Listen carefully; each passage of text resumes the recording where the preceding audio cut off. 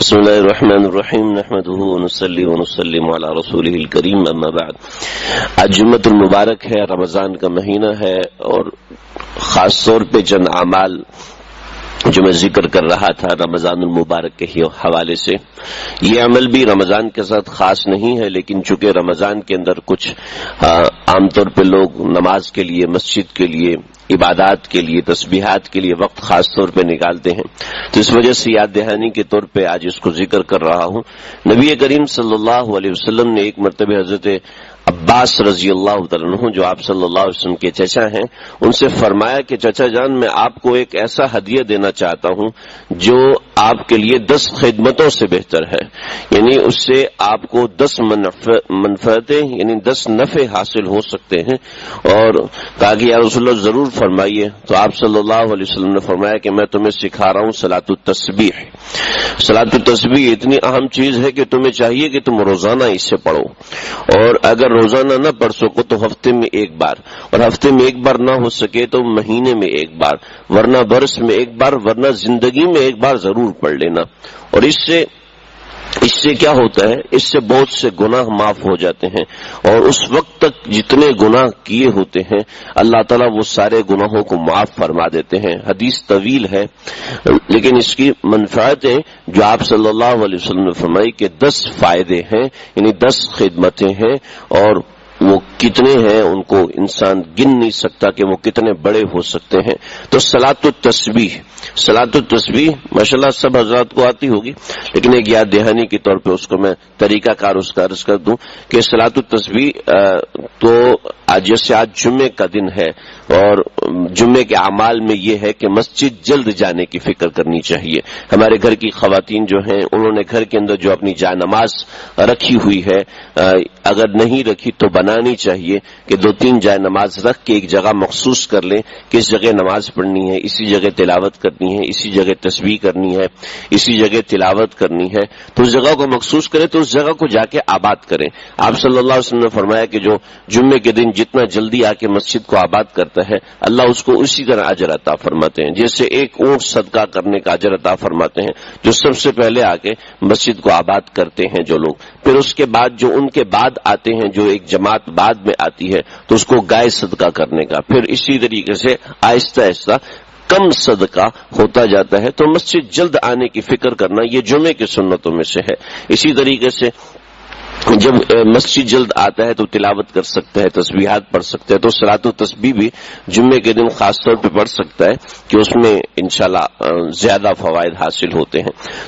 تو صلاۃ التسبیح کا طریقہ یہ ہے کہ صلاۃ التسبیح میں تیسرا کلمہ پڑھتے ہیں، لیکن تیسرا کلمہ جو ہمارے ہاں مروج ہے اس کا نصف تیسرا کلمہ پڑھتے ہیں، سبحان اللہ والحمد للہ ولا الہ الا اللہ واللہ اکبر.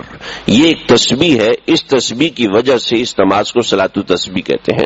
تو تیسرا کلمہ تو آگے لا حول ولا قوت الا باللہ. تو ایک یاد دہانی کے طور پہ چند کلمات بزرگان دین نے نقل فرمائے احادیث و قرآن سے، تو ان کلمات کو ایک عام طور پہ یاد کیا جاتا ہے. تو اس میں تیسرا کلمہ سبحان اللہ والحمد للہ ولا الہ الا اللہ واللہ اکبر. اس کلمے کو ایک رکعت میں 75 مرتبے پڑھنا ہے، 2 رکعت میں 150 مرتبے، اور 4 رکعت میں 300 مرتبے. یعنی اس طریقے سے 75 مرتبے ایک رکعت میں. اس کی تقسیم ایسے ہے، اس کی تقسیم 2 طرح کی ہے. میں پہلے ایک طریقے سے ذکر کر دوں. پہلا طریقہ یہ ہے کہ تکبیر تحریمہ پڑھی، اس کے بعد ثنا پڑھی. ثنا پڑھنے کے بعد اور قرأت شروع ہونے سے پہلے یہ تسبیح 15 مرتبے پڑھنی ہے. سبحان اللہ والحمد للہ ولا الہ الا اللہ واللہ اکبر واللہ اکبر، یہاں تک یہ تسبیح 15 مرتبے پڑھنی ہے. حضرت تھانوی رحمۃ اللہ نے طریقہ لکھا کہ جیسے ہم نے ہاتھ باندھے ہوئے تو ایک انگلی کو تھوڑا سا دبا دیا، ایک انگلی کو دبا دیا 5 مرتبے پڑھ کے، پھر دوسری انگلی کو دبا دیا 5 مرتبے پڑھ کے، پھر تیسری انگلی کو دبا دیا 5 مرتبے پڑھ کے. یہ 15 دفعہ ہو گیا. یا پھر 3 مرتبے پڑھ کے ایک انگلی دبا دی، دوسری پھر 3 مرتبے پڑھ کے دوسری انگلی دبا دی، پھر 3 مرتبے پڑھ کے تیسری انگلی، پھر 3 مرتبے پڑھ کے چوتھی انگلی، پھر 3 مرتبے پڑھ کے 5ویں انگلی زور سے دبا دی. اس سے سمجھ میں آ جائے گا جناب میری 15 مرتبے ہو گئی. اور ایسے ہی 10 مرتبے کا حساب رکھ لے تو یہ 15 مرتبے ہو گئی. پھر اس کے بعد قرأت کرنے کے بعد رکوع کرنے سے پہلے 10 مرتبے، پھر فی کل رفع و خفض، یعنی ہر جھکنے میں اور اٹھنے میں 10 مرتبے پڑھنی، یعنی رکوع میں جائیں گے سبحان ربی العظیم پڑھنے کے بعد 10 مرتبے، پھر رکوع سے اٹھیں گے تو رب سمیع اللہ لمن حمدہ ربنا لک الحمد پڑھ کے پھر 10 مرتبے، پھر سجدے میں جائیں گے سبحان ربی العظیم 3 مرتبے پڑھنے کے بعد پھر یہ تسبیح پڑھیں گے، پھر اٹھیں گے یہ تسبیح 10 مرتبے پڑھیں گے، پھر اس سجدے میں جائیں گے سبحان ربی العظیم سبحان ربی الاعلیٰ 3 مرتبے پڑھنے کے بعد 10 مرتبے یہ تسبیح پڑھیں گے. تو یہ اور اس کے بعد سیدھا کھڑے ہو جائیں گے اور سورہ فاتحہ شروع کرنے سے پہلے 15 مرتبے دوبارہ پڑھیں گے.